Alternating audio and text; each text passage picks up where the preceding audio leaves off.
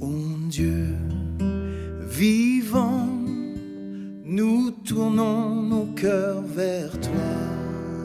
Ô Dieu vivant, nous t'offrons nos chants de joie.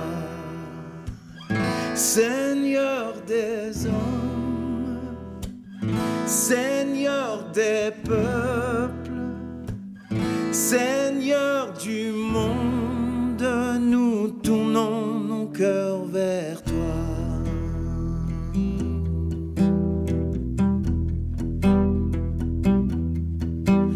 Ô Dieu vivant, nous tournons nos cœurs vers toi. Ô Dieu vivant, nous t'offrons nos chants de joie. Dieu de l'histoire, Dieu de victoire, Seigneur de gloire, nous tournons nos cœurs vers toi.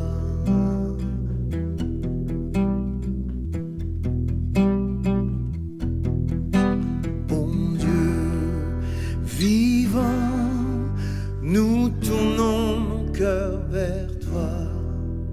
Ô Dieu vivant, nous t'offrons nos chants de joie. Dieu des perdus, Dieu du salut, Seigneur Jésus, nous tournons nos cœurs vers toi. Seigneur des hommes, Seigneur des hommes, Seigneur des peuples, Seigneur du monde, nous tournons nos cœurs vers toi.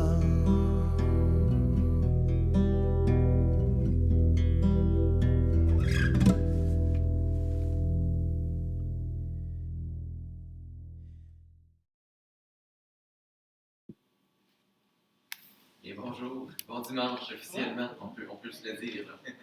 C'est bon. Alors bon dimanche, ceux qui sont là, ceux qui écoutent en ligne aussi. Ce matin, je continue un petit peu mon survol là, des fondements du christianisme, un peu tiré du livre de C.S. Lewis, mais honnêtement ce matin, on va s'écarter un peu plus de ce qui est écrit dans le livre, c'est bien correct, on veut toujours s'attarder à ce que la Bible dit. Il y a des auteurs chrétiens qui ont écrit toutes sortes de choses qui sont vraiment très encourageantes pour nous, qui peuvent nous instruire, mais ça reste que notre fondement principal, c'est celui certainement de la Bible. Hein? Pas nécessairement ce que les hommes ont pu dire à propos de la Bible. On veut toujours retourner à la Bible. Donc c'est un peu ça qu'on va faire ce matin. On va regarder différents passages, dont plusieurs dans les évangiles. Puis aujourd'hui, on va parler, vous vous souvenez, on regarde différentes vertus ensemble. Puis aujourd'hui, on est rendu là comme je vous dis, je suis un petit peu de l'ordre qu'il y a dans le livre, puis on était rendu à parler de pardon. Et puis ça, c'est une autre vertu qui est vraiment très caractéristique du christianisme, en fait, qui est quelque chose qui est central dans le christianisme. Ça ne veut pas dire que les gens qui ne sont pas chrétiens ne sont pas capables de pardonner, c'est pas ça. Mais certainement, c'est quelque chose qui est essentiel. Si vous enlevez le pardon du christianisme, ça ne marche plus. Là. Il y a quelque chose qui ne fonctionne plus. Donc, le pardon, c'est une vertu qui est à la fois, je dirais, extrêmement simple à comprendre et à appliquer dans certains cas. Et dans d'autres cas, on dirait que c'est extrêmement complexe. En fait, quand c'est moi qui ai besoin de pardon, je trouve toujours que c'est bien simple à faire. Les gens devraient pouvoir me pardonner quand je demande pardon. J'aimerais ça que les gens me pardonnent quand j'ai fait quelque chose de mauvais, puis que j'ai offensé les gens, puis que je leur demande pardon, j'aimerais ça qu'ils me pardonnent. C'est vraiment super simple. Il n'y a pas vraiment de doute dans mon esprit. Je voudrais qu'ils me pardonnent, mais quand c'est quelqu'un d'autre qui m'a offensé, par contre, dépendamment de l'offense, là, des fois, on dirait que ça devient tout un peu plus difficile, le pardon. C'est plus aussi simple. Ouais, c'est pour ça que je dis c'est simple et c'est complexe en même temps. Peut-être que vous avez déjà entendu quelqu'un dire quelque chose comme ça, ça ça m'a tellement blessé ce que la personne m'a fait que je suis pas sûr que je pourrais jamais lui pardonner. Un jour où si telle personne a fait ça ou ça ou ça, si tu touches mes enfants, là, je pourrais jamais te pardonner ça, etc. Il y a une sorte de situation que vous pouvez penser, mais des fois on entend ça, hein, je ne pourrais jamais pardonner. Qu'est-ce qu'on doit pardonner? Jusqu'à quand est-ce qu'il faut pardonner? C'est un peu ça qu'on va aller regarder aujourd'hui. C'est une question qui préoccupait les disciples, puis je pense qu'il nous préoccupe encore aujourd'hui, en 2021, presque 2022. Avant d'aborder ça, on va prier un instant. Seigneur, on veut venir devant toi ce matin, on veut encore une fois se tourner vers toi, vers ta parole, Seigneur, et puis comprendre un peu mieux qui tu es, ce que tu as fait pour nous, puis ce que tu veux pour nous aussi dans nos vies, sur différents aspects. Seigneur, aide-nous à comprendre ta révélation dans la Bible, et puis aide-nous à comprendre ce que tu veux là, pour notre quotidien aussi dans nos vies. En ton nom Jésus. Amen. Amen. Oui, c'est ça. Donc, le pardon, c'est quelque chose qui préoccupait les disciples, et puis ils en ont parlé avec Jésus à différentes reprises. Puis, un des endroits, je suis sûr que vous connaissez bien ce passage-là, mais quand Jésus est sur la montagne, puis il prononce un sermon, qu'on a appelé sermon sur la montagne, dans Matthieu, entre autres, on va regarder un passage dans Matthieu 6, là, les disciples lui demandent à un moment donné comment est-ce qu'ils devraient prier. Puis on connaît la prière du Notre Père, là, qui est quand même assez connue. Mais à l'intérieur, on retrouve cette phrase-là, ou ces phrases-là, je devrais dire, hein, donne-nous notre pain quotidien. Pardonne-nous nos offenses comme nous pardonnons à ceux qui nous ont offensés. Puis un peu plus loin, ça dit, après la fin de la prière, Jésus il prend la peine de revenir sur une chose. Il ne revient pas sur tout ce qu'il dit dans sa prière, mais il revient sur une chose. Comme si ça, c'était particulièrement important. Si vous pardonnez, donc au verset 14, si vous pardonnez aux hommes leurs offenses, votre Père céleste vous pardonnera aussi. Mais si vous ne pardonnez pas aux hommes, votre Père ne vous pardonnera pas non plus vos offenses. Pardonnez-nous nos offenses comme nous pardonnons à ceux qui nous ont offensés. Premièrement, commençons avec le début. Hein. Pardonne-nous nos offenses. Il n'y a pas de doute là-dedans.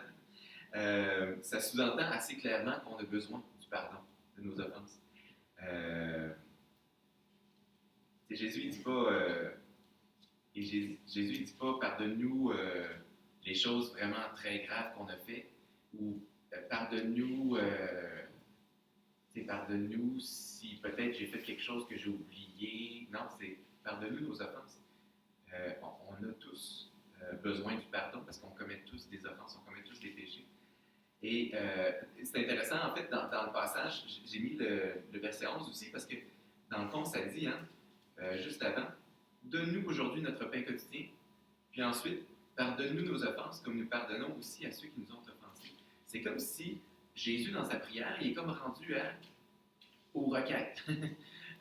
Donc, tu sais, il montre un peu aux gens là, les requêtes qu'ils peuvent faire. Donc, les gens souvent ont divisé la prière de notre Père en différentes sections selon les choses. Puis là, c'est comme la section où Jésus fait des requêtes. Hein, donne-nous notre pain quotidien, pardonne-nous nos offenses comme nous pardonnons à ceux qui nous ont offensés, ne nous induis pas en tentation, mais délivre-nous du mal. C'est des choses qu'on demande à Dieu. Puis, c'est des choses qui sont, c'est comme des besoins essentiels. On a besoin de manger, on a besoin de se nourrir pour être capable de vivre. Et puis, c'est comme si, pardonne-nous nos offenses, c'était un besoin aussi essentiel de se faire pardonner que de se nourrir, que de manger. C'est un peu comme ça que c'est présenté là, dans le texte. On a tous besoin de pardon. La Bible dit dans Romains 3, 23, car tous ont péché, ils sont privés de la gloire de Dieu.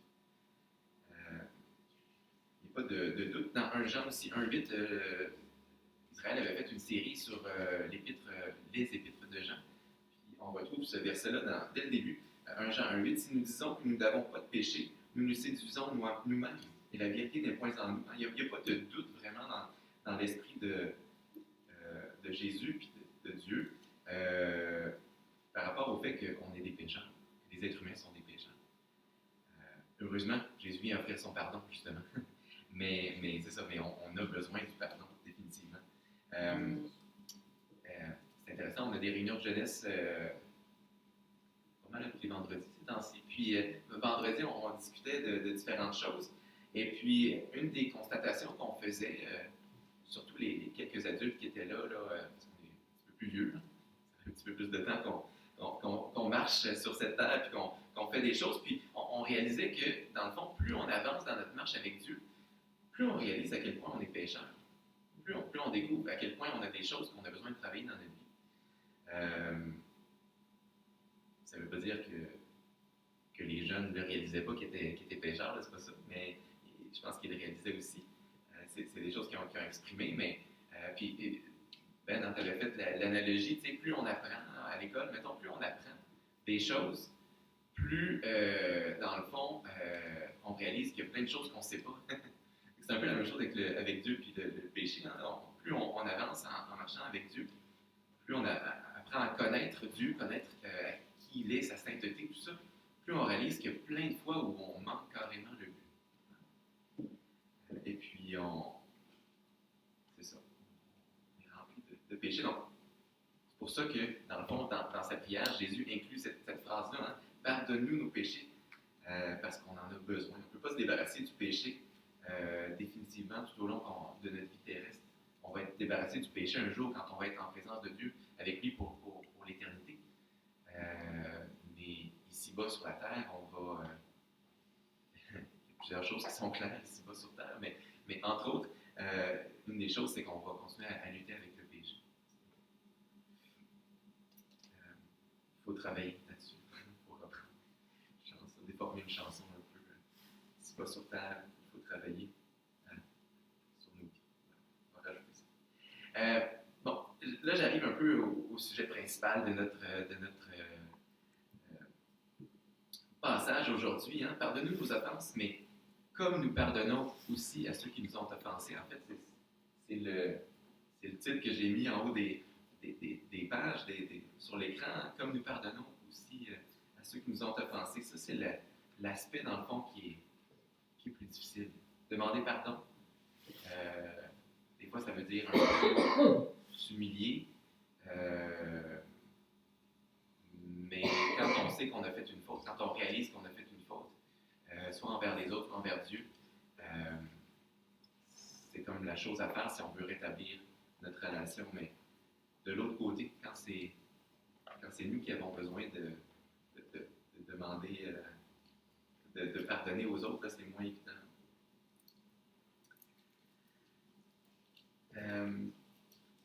On peut reprendre peut-être, oui, c'est ça, tu l'as remis, parfait. Dans le fond, dans le verset, ça dit, encore là, il n'y a pas trop d'ambiguïté. Pardonne-nous nos offenses, comme nous aussi nous pardonnons à ceux qui nous ont offensés. Puis Jésus, pour clarifier la chose, plus loin, il va dire, si vous pardonnez aux hommes leurs offenses, votre Père Céleste vous pardonnera aussi. Ça semble comme être une condition. C'est ça que le texte dit. Il n'y a pas plein de façons de l'interpréter. Là. Il faut pardonner aux autres. De la même manière que nous, on a été pardonnés. On a ce devoir-là, cette obligation-là de pardonner si on veut nous-mêmes recevoir le pardon. Dans le fond, c'est ça que ça dit, le texte. On peut ne pas être d'accord ou être d'accord, mais c'est quand même ça que ça dit. Fait que là, la question, c'est est-ce que ça veut dire que je dois pardonner vraiment à tout le monde, dans toutes les circonstances, pour toutes les offenses? Est-ce qu'il y a des choses que peut-être que je ne suis pas obligé de pardonner? Est-ce que quand quelqu'un, ça fait des dizaines de fois qu'il me demande pardon pour la même affaire, puis il ne change pas, puis, est-ce que je suis encore obligé de lui pardonner? C'est un peu ça que les disciples se posaient comme question. Est-ce qu'il faut pardonner même à des gens qui ne sont pas aimables, dans le fond?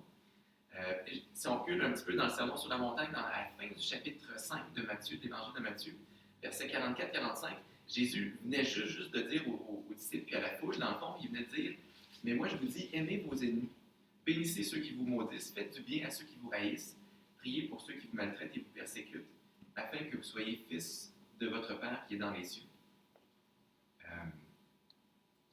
Quand il dit « aimez vos ennemis », si j'ai de l'amour pour les gens, je vais leur offrir le pardon quand ils me demandent pardon.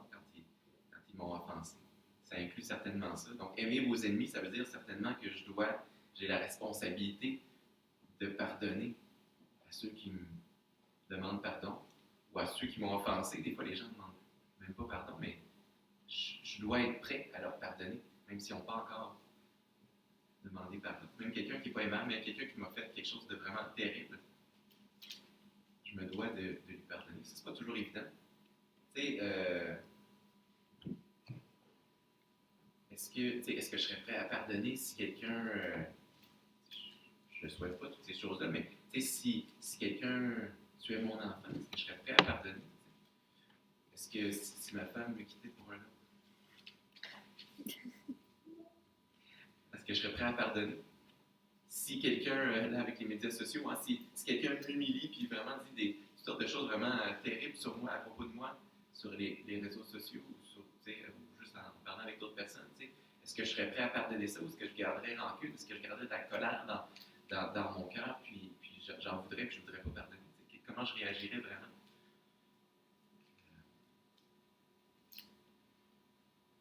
Là, je vous ai nommé des situations qui ne me sont pas arrivées.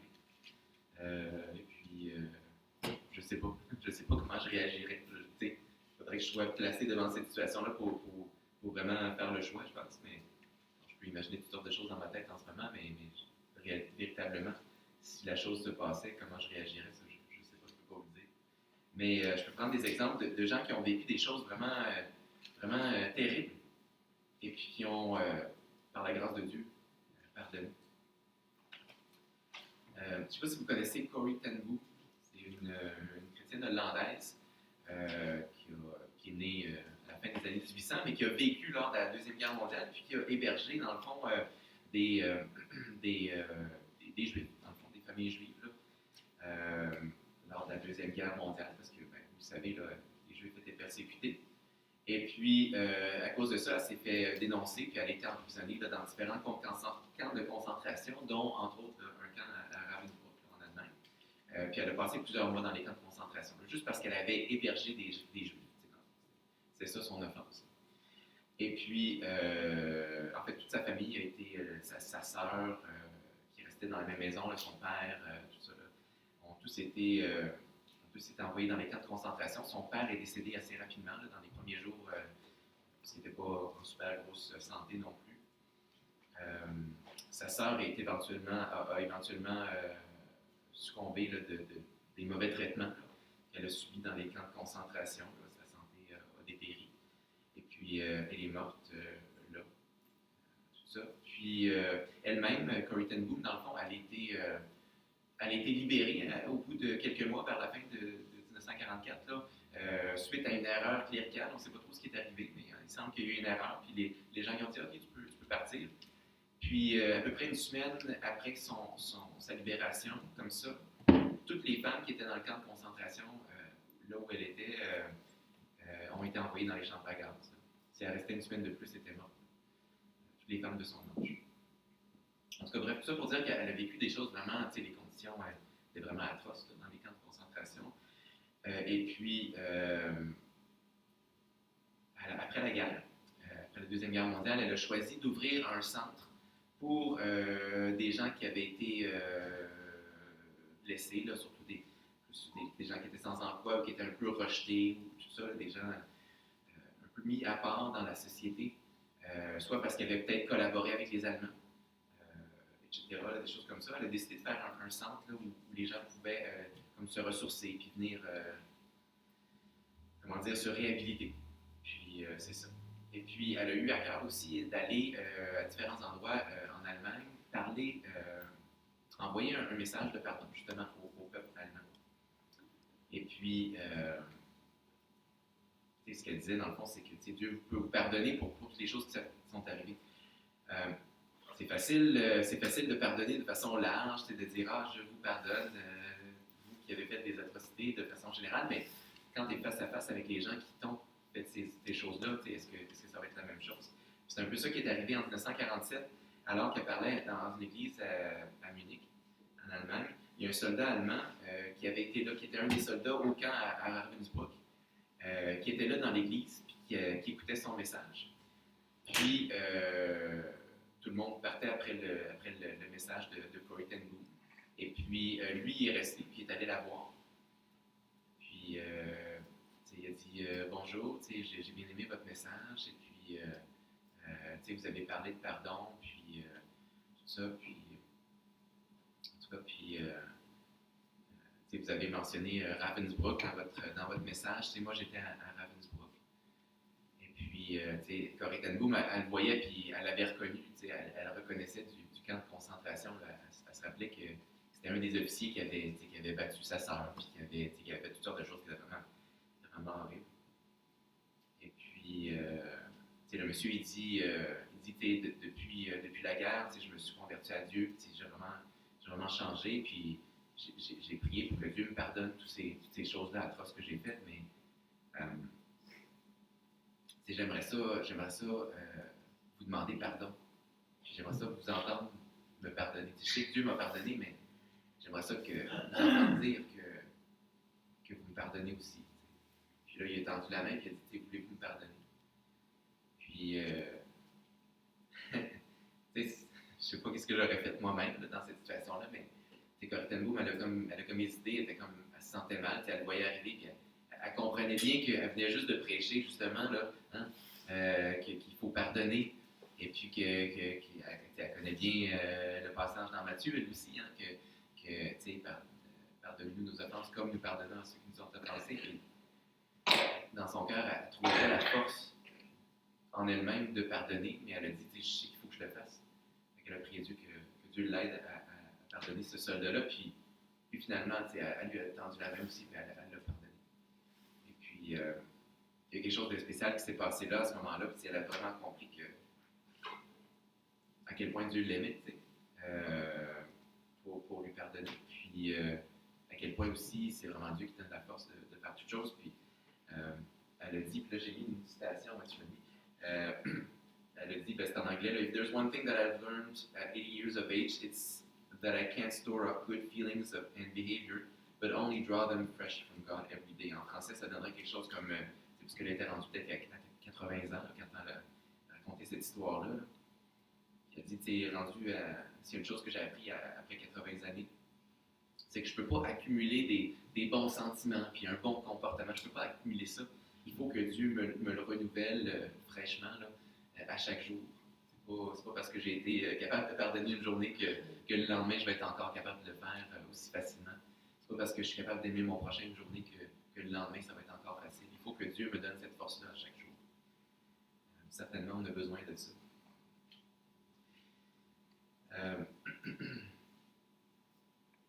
Deux autres petits exemples.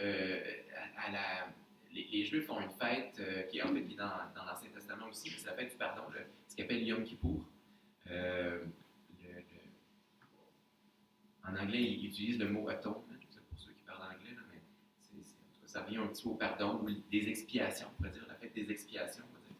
Des fois, on voit dans l'Ancien Testament.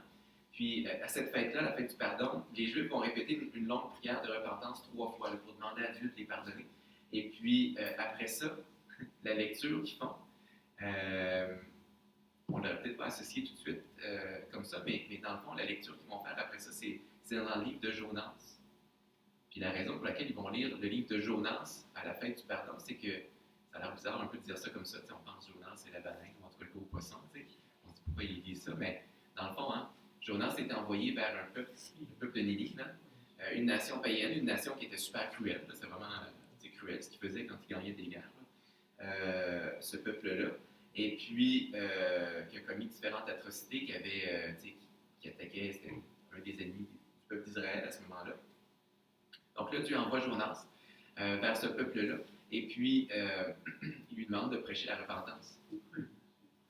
Jonas, il ne veut pas au début.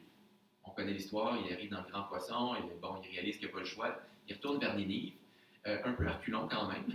On ne voit pas qu'il est super enthousiaste là, quand il retourne à Ninive, mais il décide quand même d'y aller. Et puis là, il prêche la repentance. Et, surprise, les Ninivites se repentent sur le sac et la cendre, tout ça, en tout cas vraiment de façon réelle. Et puis, Dieu leur pardonne. Dieu pardonne à ce peuple-là, qui n'est même pas le peuple choisi, qui est un peuple païen, un peuple cruel, mais Dieu pardonne. Tout ça pour dire que Dieu soucie de tout le monde, pas juste du peuple juif. Il soucie de tout le monde sur la terre. Mais surtout, qui est prêt à leur pardonner. Aussi, donc, si Dieu est capable de pardonner à ce peuple-là, qui a fait des atrocités, lorsqu'ils se sont repentis, ben, nous aussi, on devrait être capable de pardonner. C'est un peu pour donner cette analogie-là. Dernière petite illustration, puis là, je ne sais pas, dépendamment de votre âge, vous avez peut-être déjà vu ce film-là ou pas. Mais moi, quand j'étais adolescent, c'était un film qui est sorti en 92, mais c'est un film qui est intitulé Le Pardon. Je ne sais pas si ça vous dit quoi, c'est une histoire de Denis Boivin. Je cherchais un petit peu hier, cette semaine, sur Internet. Là. J'ai trouvé ça, c'était Denis Boivin, en 1992, ça a sorti le film Le Pardon. En fait, ça a joué apparemment à TQS, je ne me rappelais pas de ça, là, télévision 4 saisons. Parce que Radio-Canada, puis TVA, puis les autres grandes chaînes, Télé-Québec, ne voulaient pas passer le film. Mais bref, c'est une histoire, moi, qui m'a vraiment. Je m'en rappelais encore de cette histoire-là. Quand j'ai vu le thème arriver, le pardon, c'est une des choses auxquelles j'ai pensé. Ça m'a toujours frappé, cette affaire-là. C'est une histoire vraie. C'est dans le fond deux jeunes une jeune fille et un jeune garçon, 14-15 ans, qui revenaient d'un spectacle à l'île Sainte-Hélène, à Montréal. Ils revenaient sur le pont Jacques-Cartier, puis ils se font agresser par deux jeunes hommes, plus vieux, là, dans la vingtaine, peu importe. Et puis, c'est ça. Là, dans le fond, la jeune fille a été violée, les deux ont été agressés et jetés en bas du pont, là. Jacques-Cartier, donc sont tombés dans l'eau, se sont noyés, sont morts, etc. Et puis, c'était vraiment un crime horrible. Et puis, les parents de la jeune fille ont décidé de pardonner aux agresseurs, dans le fond, de leur fille.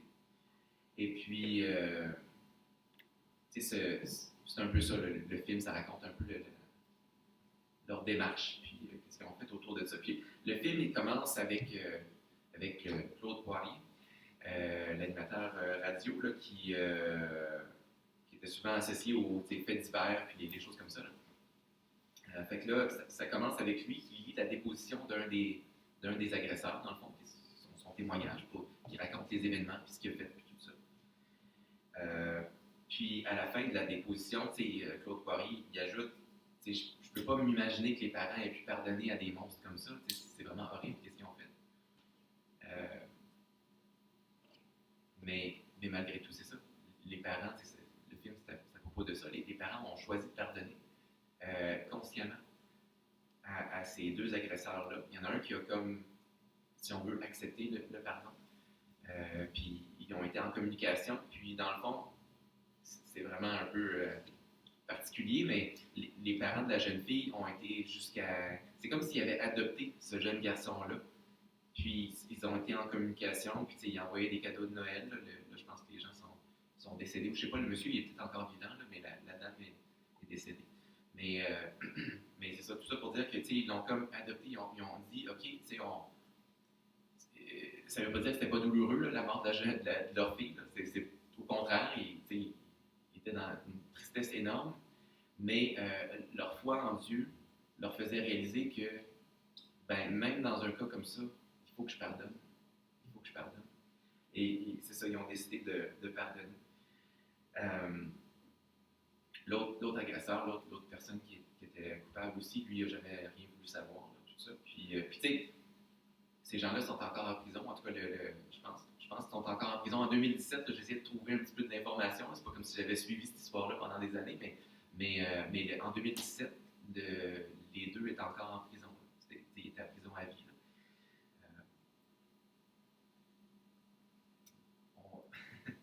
Il arrive toutes sortes de choses dans la vie, mais est-ce que je suis prêt à pardonner, peu importe quelle est l'offense? C'est certainement la question qu'on peut se poser. Une autre question qu'on peut se poser, c'est jusqu'à combien de fois on devrait pardonner? Puis il y a des différents passages dans Luc 17, versets 3 et 4. Jésus, c'est un peu le même genre de passage, mais dans l'évangile de Luc. Jésus dit, prenez garde à vous-même, si ton frère a péché, reprends-le. Et s'il se repent, pardonne-lui. Dieu ne cherche vraiment pas à écraser les gens, il cherche à ce qu'on se repente et qu'on se tourne vers lui. C'est ça le but. Hein. on n'a pas à se réjouir du fait que quelqu'un fait du mal et qu'il ne sera pas avec Dieu. C'est complètement contraire à la volonté de Dieu. Dieu veut qu'on se repente et qu'on aille vers lui. Donc, pardonne-lui. Et s'il a péché contre toi 7 fois dans un jour et que 7 fois il revienne à toi disant je me repens, tu lui pardonneras. C'est 7 fois la même affaire dans la même journée. Évidemment, le chiffre 7 est un peu symbolique. Là.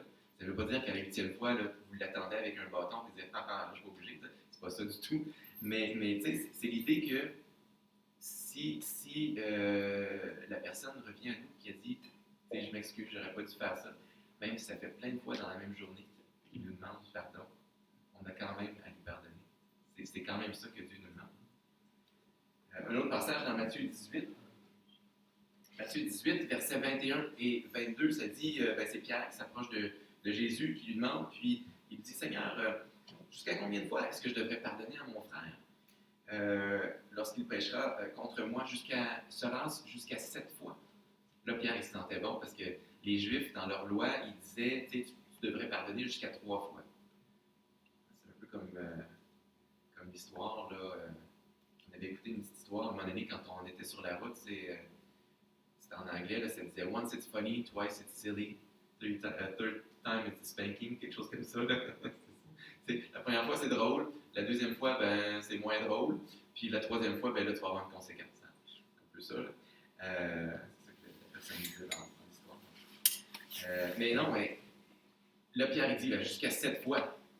C'est quand même plus que 2 fois plus que ce que les rabbins juifs disaient. Tu pensais donc, mais non, Jésus dit je ne te dis pas jusqu'à 7 fois, mais jusqu'à 70 fois 7 fois. Bon, pour ceux qui comptent, ça fait 490 fois. Est-ce qu'à la 491e fois, on devrait arrêter? Je ne pense pas. Dieu, dans le fond, l'intention, c'est vraiment symbolique, encore une fois, le chiffre 7, le chiffre 70, c'est vraiment l'idée que on ne devrait pas garder le compte. De toute façon, c'est 490 fois. Là, si vous vous rappelez que quelqu'un vous a offensé 490 fois, il y a peut-être un problème là aussi, là, si vous regardez le compte. En tout cas, j'aimerais juste suggérer ça. On est appelé à pardonner peu importe le nombre de fois. Et bien, pourquoi? Parce que Jésus, lui, nous pardonne. Dieu nous pardonne quand on se tourne vers lui, quand on se repent. Dieu, lui, nous pardonne. Puis je ne sais pas combien de fois ça fait que je demande pardon à Dieu dans ma vie. Mais Dieu est encore prêt à me pardonner. Fait que de la même manière, je devrais être prêt à pardonner aux autres. Jésus a pardonné, si on regarde dans les évangiles, Jésus a pardonné à tous ceux qui venaient à lui repentants. Tous ceux qui se sont repentis devant lui, il leur a pardonné. Que ce soit, mettons, puis même des fois, il ne disait pas de façon ouverte, mais Jésus connaissait leur cœur. Si on regarde l'histoire du paralytique, la première chose que Jésus fait, il pardonne les péchés. Avant de guérir le paralytique, il pardonne ses péchés parce qu'il voyait que le paralytique avait un cœur repentant. La femme pécheresse qui arrive et qui répand du parfum à ses pieds, même chose, il voyait qu'elle faisait ça par amour, il pardonne ses péchés. La femme qui est prise en adultère, on en avait parlé l'autre fois, Jésus lui pardonne aussi. Même ceux qui n'étaient pas conscients de leur péché, les soldats qui étaient là en train de se partager leurs vêtements qu'ils avaient crucifiés, Jésus dit « Père, pardonne-leur car ils ne savent ce qu'ils font. » Les soldats, c'était pas repenti. Là. Il était en train de jouer au dé, il était en train de faire d'autres choses pour avoir les vêtements. Mais Jésus était prêt à leur pardonner. Des 2 brigands qui étaient sur la croix, il y en a un des 2 qui se repent. Jésus lui dit aujourd'hui, tu vas être avec moi dans le paradis. Hein. Il lui pardonne.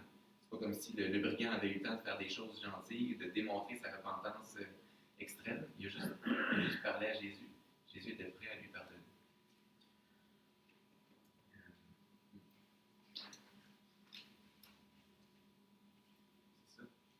Dieu m'offre son pardon. Dieu m'offre son pardon pour mes péchés, les péchés que j'ai déjà faits auparavant, les péchés que je fais en ce moment, les péchés que je vais faire plus tard.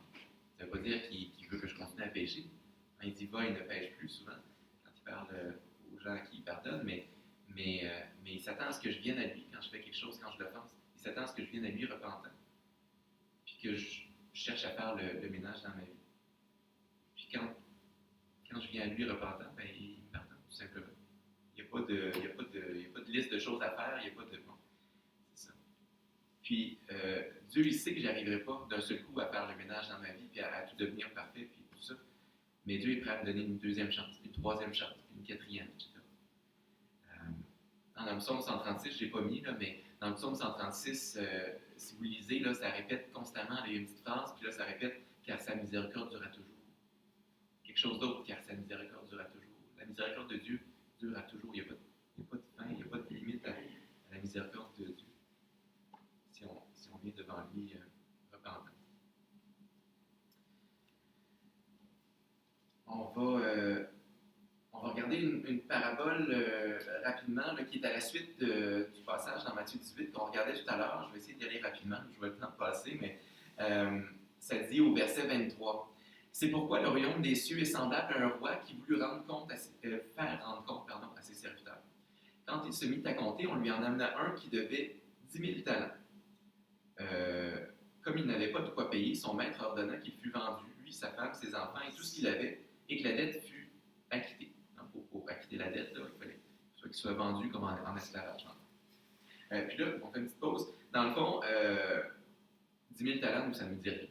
Parce qu'on ne paye pas en talents, on paye en dollars et en sous quand on va au magasin. Mais 10 000 talents, là, c'était l'équivalent là, des milliards de dollars aujourd'hui. Je ne sais pas exactement combien, parce que c'est l'argent fluctuait là, dans ce temps-là, puis il fluctue aujourd'hui, là, mais on peut penser là, vraiment des milliards de dollars. 10 000 talents, là, 10 000, en fait, c'est comme le plus gros chiffre que les Juifs avaient là, dans leur langage courant. C'est comme s'ils disaient la plus grosse somme que tu peux avoir. Comprenons cela, 10 000 talents. Fait que, c'est sûr qu'ils ne pouvaient pas payer. En fait, il n'y a pas de surprise. Si tu dois 10 000 talents, tu ne pourras jamais payer ça. Ça ne marche pas. Là, je continue. Le serviteur se jetant à terre, se prosterna devant lui et lui dit « Seigneur, aie patience envers moi, et je te paierai tout. » Comme s'il était capable. Ému de compassion, le maître de ses serviteurs le laissa aller et lui remis la dette. Lui remis la dette, ça veut dire qu'il a dit « Ok, tu ne dois plus rien. » C'est vraiment ça. Parce qu'il a vu que le serviteur était repenti.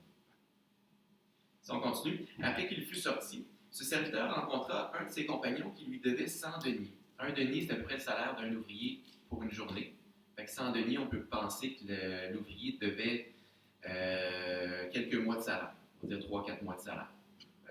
En argent, aujourd'hui, on pourrait dire, mettons, 10-15 000 mettons.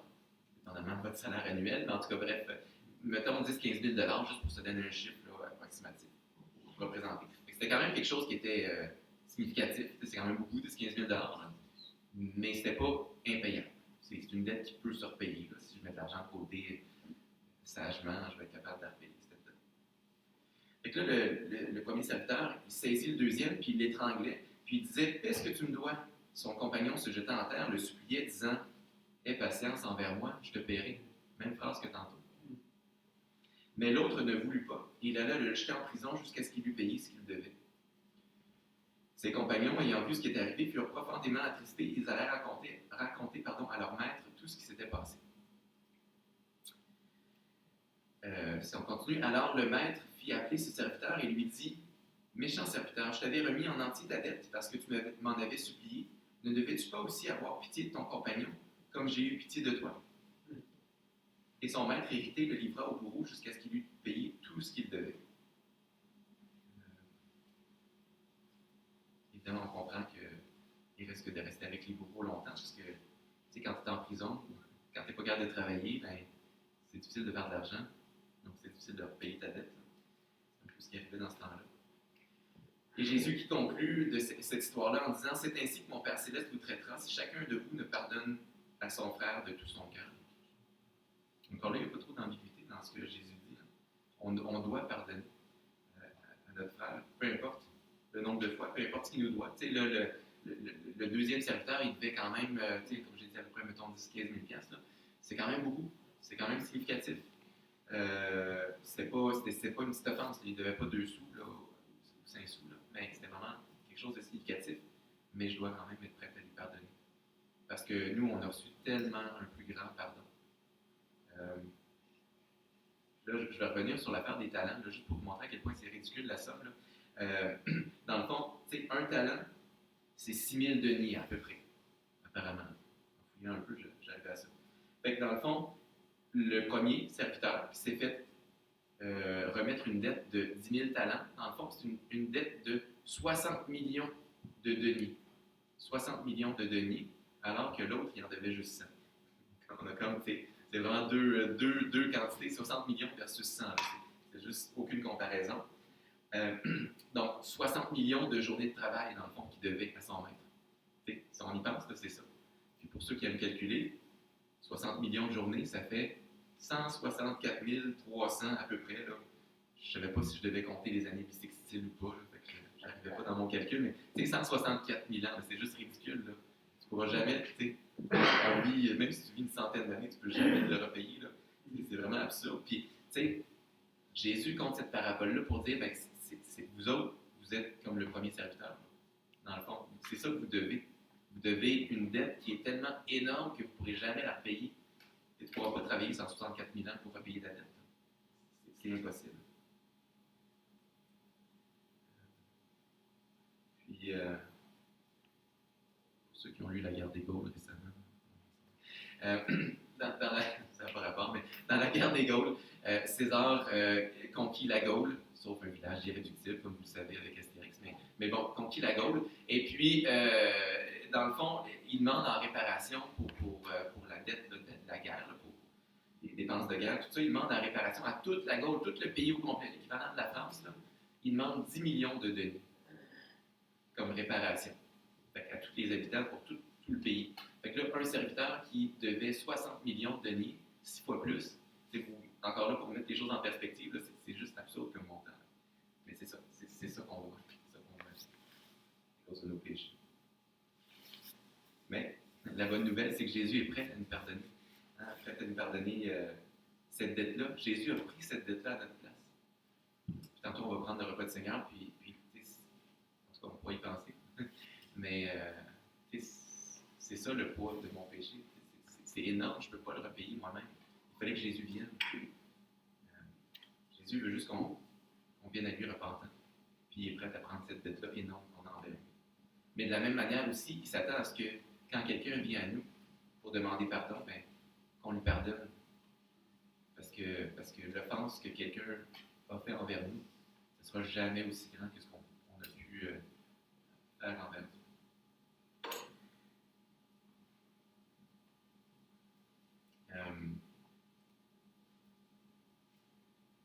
Moi, j'ai écrit quelle est gratitude de ne pas avoir compassion de ceux qui nous offensent quand on pense à la grâce de Dieu. Je reviens avec le film Le Pardon. À un moment donné, dans le film, on voit la mère d'un des meurtriers. Et puis, elle dit, quand on pense qu'ils ont pardonné eux autres, si nous autres, on ne le fait pas, de quoi on va avoir l'air dans tout ça? De quoi on va avoir l'air? Le pardon, la raison pour laquelle il faut pardonner, c'est pas juste pour les apparences, c'est pas parce que, qu'est-ce que les gens vont penser si je ne pardonne pas? Non, c'est pas ça. C'est pas ça du tout. Mais si on veut pardonner réellement, on ne pardonne pas juste pour les apparences. Puis, certainement, ce couple-là, les parents de la jeune fille, ont certainement pardonné réellement aux agresseurs de leur fille. On est appelé à faire la même chose. Terminons avec une dernière chose. Si je pardonne, est-ce que ça veut dire que j'oublie puis je fais comme si de rien n'était, qu'on passe à d'autres choses? Est-ce que ça veut dire que si une offense est pardonnée, qu'il n'y aura pas de conséquences? Ben, non. Les parents qui ont pardonné aux meurtriers de leur fille, ben, ils ont pardonné, oui, mais les meurtriers sont encore en prison. Ils ont quand même eu la peine qui allait avec. Il y a quand même des conséquences qui allaient avec. On vit avec les conséquences de notre péché, même si Dieu nous a pardonné. Si j'ai fait quelque chose il y a des conséquences dans ma vie. J'ai été négligeable, j'ai cassé quelque chose. J'ai beau demander pardon à mes parents parce que j'ai cassé de la vaisselle, ça ne remet pas la vaisselle en un morceau. C'est cassé, c'est cassé. Psaume 130, versets 3 et 4. Si tu gardais le souvenir des iniquités éternelles, Seigneur, qui pourrait subsister? Mais le pardon se trouve auprès de toi, afin qu'on te craigne. Je trouve ça intéressant comme verset. Hein? Dieu nous pardonne, mais ça dit, le pardon se trouve auprès de toi, afin qu'on te craigne. On pourrait dire, Dieu pardonne tout, on a besoin de s'en préoccuper, tout ça, mais non, c'est le contraire. Craignons Dieu, parce qu'il nous pardonne. Dieu nous pardonne, Dieu ne nous punit pas dans notre existence présente, là. Dieu ne nous punit pas à la juste mesure de nos actes. Il y a un jour où Dieu va rendre compte va demander aux gens de rendre compte de leur choix. Et puis, à ce moment-là, il y aura un jugement, mais certainement, dans cette vie-ci, on mérite, on devrait tous être morts là, en ce moment, si Dieu nous punissait pour nos péchés. Mais il démontre sa miséricorde, sa patience envers nous. Et puis, c'est vraiment énorme comme pardon, ce qu'il nous offre. Puis, tu sais, des fois, quand on se dit, ben, c'est difficile de pardonner aux autres, mais quand on y pense, il y a une personne à qui on est prêt à pardonner, peu importe l'offense. Hein, habituellement, là, on est prêt à pardonner à nous-mêmes.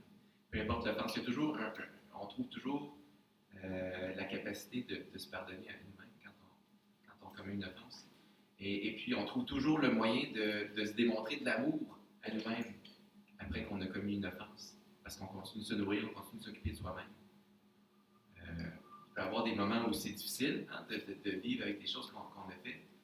De la même manière, il peut y avoir des moments où c'est difficile de vivre avec des conséquences d'actes, d'autres choses que les gens nous ont fait. Mais on est appelé à démontrer de l'amour. De la même façon qu'on se démontre de l'amour envers nous-mêmes, même quand on commet des choses, des péchés. C'est aime ton prochain comme toi-même. C'est vraiment ça. Jésus nous demande de pardonner aux autres un peu comme nous.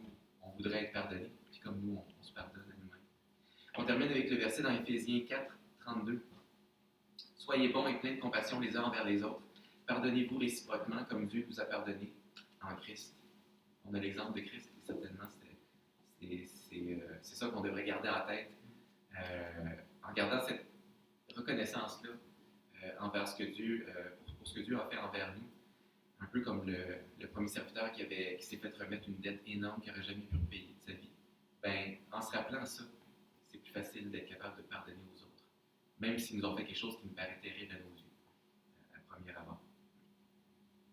Après.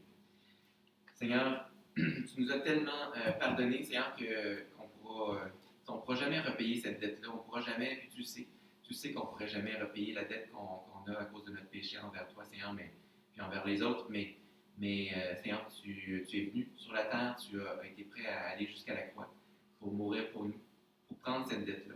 Seigneur, on veut t'en remercier, mais aide-nous aussi à pardonner aux autres, à être indulgents, puis à avoir de l'amour pour les autres, malgré les torts qu'ils peuvent parfois nous faire, Seigneur. C'est pas quelque chose qui est facile. Et puis, on veut un peu comme dans l'histoire de Corrie ten Boom, tantôt, on veut te demander, Seigneur, qu'à chaque jour, tu renouvelles nos forces pour qu'on puisse le faire, qu'on puisse aimer les autres autour de nous, puis qu'on puisse pardonner lorsqu'on a besoin de pardonner. Au nom de Jésus. Amen. Amen. Bonne semaine.